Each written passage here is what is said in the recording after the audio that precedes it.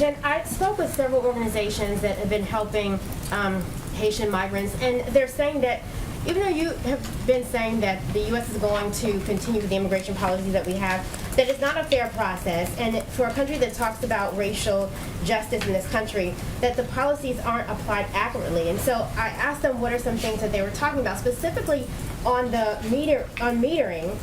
Is the administration going to put less, sometimes, concentration on guns, ammunition, and border patrols, and also put people in place that can help push the process along? Some of them say that their numbers, they get their numbers and they're bypassed, or that they're just skipped over or not chosen at all. That was one of the issues that they had. That's the first question that I had. Sure.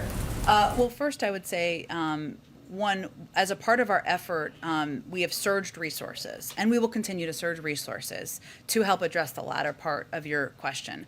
On the first part, the reason I went through what I did before about how our process works is to convey that this is how our application of our immigration laws, border requirements work, no matter where you're coming from. And we expelled more than 90,000 people in August. That was prior to the gathering of Haitians under the bridge and all of the photos and the visuals that are so heartbreaking. And as it relates to policies, also very good question.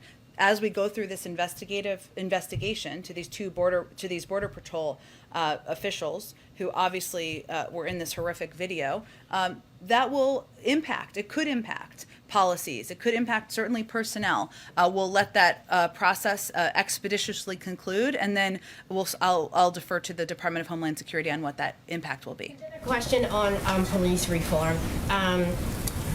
Derek Johnson, NAACP president, said in reference to politicians that have really not helped in this effort, he said that they've chosen to stand with those who have lynched the very people they are meant to protect and serve, and it's disheartening that there's a lack of courage and bravery to bring about true reform.